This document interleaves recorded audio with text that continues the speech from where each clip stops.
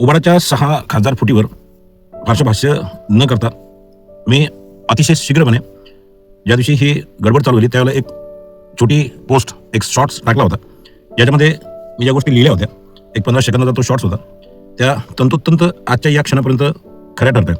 त्यामध्ये मी असं लिहिलं होतं की शिवसेनेचे 7 खासदार फुटले, त्यामध्ये कुठल्याच खासदाराचा हा शिंदे गटामध्ये प्रवेश होणार नाही, त्याचबरोबर कुठल्याच खासदाराला मंत्रिपद त्या ठिकाणी मिळणार नाही, आणि प्रतापरावजी जाधव साहेब, नामदार प्रतापरावजी जाधव साहेब यांचं मंत्रिपद शाबूत, अशी पोस्ट मी त्यावेळेला टाकली होती. ती तंतोतंत खरी आहे. प्रतापराव जाधव साहेबांचं मंत्रिपद शाबूत आहे, त्याचबरोबर कोणाचाही शिंदे गटामध्ये आजपर्यंत प्रवेश झालेला नाही आहे. त्यामध्ये आणखी एक गोष्ट मी लिहिली होती, हे फुटलेले खासदार स्वतंत्र गट स्थापन करतील असं पण मी लिहिलं होतं. म्हणजे हे जे काही मुद्दे लिहिले ते 4 दिवसापूर्वी, ते आजही परिस्थिती जर हाताळली पाहिली तर सत्य ठरत आहेत, खरे ठरत आहेत. सांगायचं तात्पर्य असं आहे की खासदार फुटीच्या संदर्भात संपूर्ण महाराष्ट्र आणि भारतभरामध्ये ही जी क्रोनॉलॉजी जर तपासली तर हे 100% फुटले. काही तांत्रिक गोष्टी त्याच्यामधल्या बाकी होत्या. ते दोन्ही वर्धापन दिन झाले. कुठल्याही वर्धापन दिनाला हे 6 खासदार त्या ठिकाणी उपस्थित आले नाही. म्हणजे एक शोकांतिका आहे की ज्यांना 4-4, 5-5 लाख शिवसैनिकांनी निवडून दिलं, असे लोक ना उद्धव ठाकरेच्या वर्धापन दिनाला हजर आले, ना शिंदे साहेबाच्या.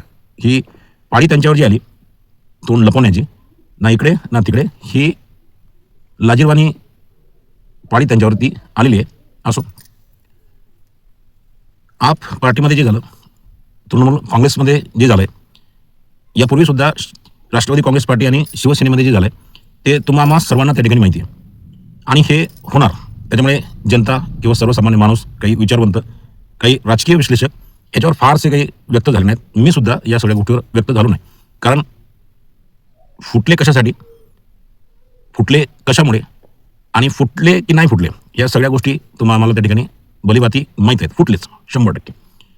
परंतु या सगळ्या गोष्टीवर आज जी घडामोड झाली त्याच्यामध्ये पवनराजे निंबाळकर यांच्या खुनाचा निकाल लागला, आणि पवनराजे निंबाळकर आणि त्यांचा एक चालक, त्यांचा ड्रायव्हर, यांच्या खुनाच्या आरोपामध्ये असलेले पद्मसिंह पाटील आणि त्यांच्यासोबत असलेले इतर आरोपी हे निर्दोष सुटले. सांगायचं तात्पर्य असं आहे की ही घटना ही अतिशय गांभीर्यानं त्या ठिकाणी घेण्याजोगी आहे. म्हणजे खुनाची नाही, परंतु या खुनाचा जो निकाल लागलाय, हा निकाल जो आहे ना, तो अतिशय गांभीर्याने घेण्यासारखा आहे. म्हणजे खासदार फुटीच्या पार्श्वभूमीवर किंवा या निकालाच्या पार्श्वभूमीवर खासदारांची फुटी, आणि 6 खासदारांपैकी 2 खासदारांनी त्याच्यावर सह्या न करणे, याला कारण असं आहे की या 6 पैकी एकाचा मंत्रिपदाचा आग्रह, त्या ठिकाणी केंद्रातल्या मंत्रिपदाचा आग्रह होता, आणि दुसरा आग्रह ओमराजे निंबाळकर यांचा त्यांच्या वडिलांच्या मृत्यू किंवा खून, आता त्याला मृत्यू म्हणावं की खून म्हणावं हा एक प्रश्न पडला आहे की कोर्टाने आरोपी असलेल्या सर्वांना निर्दोष सोडलं. मग आता त्यांचा खून झाला की त्यांचा मृत्यू झाला, आपोआपच ते मेले. एवढ्या सगळ्या लोकांनी जर पवनराजे निंबाळकर यांचा खून नाही केला तर मग त्यांचं झालं काय, त्यांचा जीव गेला कसा, हा एक आता संशोधनाचाच विषय सर्वसामान्यांसाठी. हा निकाल जो आहे, या निकालाच्या बाबतीत काहीतरी असं शब्द आणि काहीतरी असं सकारात्मक आश्वासन हे ओमराजे निंबाळकर यांना दिलं गेलं होतं की या सगळ्या तुमच्या 20 वर्षापूर्वीच्या खटल्यामध्ये BJPच्या माध्यमातून आम्ही तुम्हाला कुठल्या प्रकारे तरी सहकार्य करू, तुमच्या निकालामध्ये आम्ही तुम्हाला हव्या असलेल्या गोष्टी त्या ठिकाणी करून देऊ, आणि याच अटीवर त्या ठिकाणी ओमराजे निंबाळकर यांच्यासारखा जो निष्ठावान म्हणण्यात जाणारा जो काही खासदार आहे, तो खासदार फुटला. ही गोष्ट एवढी गंभीर आहे की आतापर्यंत काही तपास यंत्रणा आहेत, काही आर्थिक व्यवहार आहेत, काही आर्थिक गैरव्यवहार आहेत, या सगळ्या गोष्टींमध्ये BJPमध्ये गेल्यानंतर क्लीन चिट मिळते, हे सर्व जग त्या ठिकाणी उघड्या डोळ्यानं पाहतंय, महाराष्ट्र पाहतोय, भारत पाहतोय. परंतु खुनासारख्या गंभीर गुन्ह्यात सुद्धा BJP त्या ठिकाणी हस्तक्षेप करते, ही अतिशय गांभीर्यानं घेण्यासारखी आणि गंभीर गोष्ट आहे. एकतर या खासदारांना फुटण्यासाठी त्यांच्याकडे असलेल्या सगळ्या काही सोयीसुविधा, असलेल्या सगळ्या ह्या ज्या काही त्यांच्याकडे उपलब्ध आहेत, या उपलब्धतेपेक्षा खूप जास्त मोठ्या पटीनं त्यांना देऊ केलं जातं, त्यांना प्रलोभन दिलं जातं, आणि प्रलोभन दिल्यानंतर जर ही लोक त्या ठिकाणी मानले नाही, ऐकले नाही, तर त्यांना मॅनिप्युलेट केलं जातं. ओमराजे निंबाळकर यांनी कदाचित या मागील 2 दिवसामध्ये सरळ स्टेटमेंट केलं असतं की आम्ही फुटलो किंवा आम्ही उद्धव ठाकरेंना सोडलं, आणि कदाचित ते शिंदे साहेबाच्या वर्धापन दिनाच्या स्टेजवर त्या ठिकाणी हजर असते, तर आजचा हा जो निकाल आहे हा काहीतरी वेगळा असता. सांगायचं तात्पर्य असं आहे की कोर्टाच्या निकालापर्यंत BJPची मजल त्या ठिकाणी जाऊन पोचली आहे, आणि ती खुनासारख्या गंभीर गुन्ह्यातील खटल्यांपर्यंत, की आपण न्याय तुम्हाला हवा असेल तर आमच्याकडे यावं लागेल, जर तुम्ही आमच्याकडे आलात नाही तर तुमच्या बाजूनं न्याय होणार नाही, लागणार नाही. सर्व भारतभरातील मतदारांना माझी विनंती आहे की अतिशय अंधभक्तासारखं आणि फार मॅड झाल्यासारखं, पागल झाल्यासारखं जे BJPला मतदान होत आहे, मुस्लिम बहुल एरियांमधनं BJPचे त्या ठिकाणी लोक निवडून येत आहेत, ही गोष्ट थांबली पाहिजे. मग मोठमोठाले पुलं त्या ठिकाणी होत आहेत, मोठमोठे रस्ते त्या ठिकाणी होतात, इन्फ्रास्ट्रक्चर त्या ठिकाणी होते, कोट्यवधी रुपये या सगळ्या गोष्टींवर खर्च केले जातात. या सगळ्या बळबळ्यामध्ये या सगळ्या गोष्टीला प्रभावित होऊन आपण जर का BJP करत राहिलो तर उद्या लोकशाही धोक्यात आल्याशिवाय राहणार नाही, संविधान हे संपुष्टात आल्याशिवाय राहणार नाही. आज जरी आम्ही राष्ट्रवादी काँग्रेस पार्टी अजित पवार गटाच्या माध्यमातून सरकारशी निगडीत आहोत, सरकारमध्ये सहभागी आहोत, परंतु सरकारमध्ये जमा नाही. सरकारच्या इशाऱ्यावर त्या ठिकाणी नाचताना मोठाले नेते आम्ही आमच्या डोळ्यांनी त्या ठिकाणी पाहतो. त्यांच्या काही मजबुरी असू शकतात, परंतु एका कार्यकर्त्याच्या, एका सर्वसामान्य माणसाच्या कुठल्याही प्रकारच्या मजबुऱ्या त्या ठिकाणी नाहीत. सर्वसामान्य कार्यकर्त्यांना ना शपथ घ्यायची आहे, ना सत्ता भोगायची आहे. सत्तेत असूनही काय अवहेलना ही सर्वसामान्य कार्यकर्त्याची, काय त्रास सर्वसामान्य कार्यकर्त्यांना त्या ठिकाणी होतो, या सगळ्याची जाणीव आम्हाला असल्यामुळे सरकारमध्ये असून सुद्धा सरकारच्या विरोधात बोलण्याची शक्ती, ताकद त्या ठिकाणी होते. मी आधीच म्हटलं की हजारो कोटी रुपये त्या ठिकाणी खर्च होतात.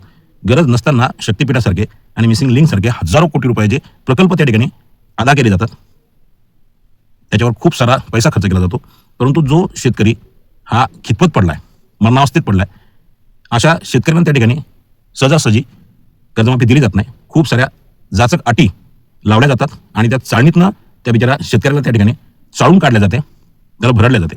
मान्य अजितदादा पवार यांचं निधन झालं आणि लगेच त्या ठिकाणी अर्थसंकल्प सादर करायचा आहे. सुनेत्राताई नवीन होत्या म्हणून त्या करू शकत नाहीत. मुख्यमंत्र्यांनी अर्थसंकल्प सादर केला, बरोबर, परंतु जे राष्ट्रवादी काँग्रेस पार्टीचं अर्थ मंत्रालय ते मागण्याची आवश्यकताच पडायला नको होती. काही महिन्यानंतर ते सुनेत्राताईंना किंवा सुनेत्राताईपेक्षाही पक्षामध्ये असलेले काही अर्थशास्त्रामध्ये जे काही तज्ज्ञ आहेत अशा लोकांना देऊ करायला पाहिजे होतं. म्हणजे अजितदादा त्या ठिकाणी गेली म्हणजे या गोष्टीचा BJPने त्या ठिकाणी फायदा घ्यायचा आणि आमचं एक अर्थमंत्रीपद जे आहे, जे सर्वसामान्य राष्ट्रवादीच्या कार्यकर्त्यांसाठी एक शक्तिदायक होतं, इतर लोकांसाठी त्यांच्यावर कंट्रोल ठेवण्यासाठी ते आमच्या राष्ट्रवादीसाठी महत्त्वाचं होतं, ते पद आता अमित शहा त्या ठिकाणी देऊ करत नाहीत. अरे वा, याचा अर्थ काय की BJP अजितदादांच्या मरणाची त्या ठिकाणी वाट पाहत होती का, किंवा अजितदादा गेल्यानंतर BJPला त्या ठिकाणी हायचं झालंय का हे एवढं अर्थमंत्रीपद स्वतःवर ठेवण्यासाठीचं. असो, संविधान सर्वतोपरी आहे, जनता सर्वतोपरी आहे, सर्वसामान्य माणसाचं हित हे सर्वतोपरी आहे. या प्रक्रिया होत राहणार, ह्या प्रक्रिया BJP आहे तोपर्यंत घडतच राहणार.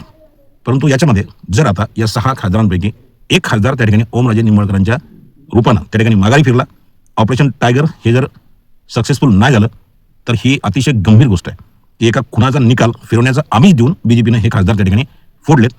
आणि एक प्रकारे ओमराजेंना हा एक संदेश दिला गेला की जर आपण आमच्या बाजूने आलात नाही तर तुमचा असलेला जो निकाल आहे तो सुद्धा तुमच्या विरोधात जाऊ शकतो, आम्ही तो विरोधात नेऊन घालू शकतो. सांगायचं तात्पर्य असं आहे की सर्वसामान्य माणसाचा ज्युडिशरीवरनं, न्यायव्यवस्थेवरनं विश्वास घटवण्याचा, संविधानावरचा विश्वास हा कमी करण्याचा हा BJPचा प्रयत्न जो आहे, या प्रयत्नामध्ये BJP यशस्वी ठरताना दिसत आहे. परंतु जनता जनार्दन आहे, जनता जनार्दनाने आत्तापर्यंत मोठमोठ्या आदिलशाह, मोठमोठ्या इंग्रजी राजवटा या खारीज केल्या आहेत. याच्यापुढे जनतेपुढे ही सत्ता फार मोठी नाही, परंतु या गोष्टीचा गांभीर्याने त्या ठिकाणी विचार झाला पाहिजे, केला गेला पाहिजे. धन्यवाद. जय महाराष्ट्र, जय राष्ट्रवादी.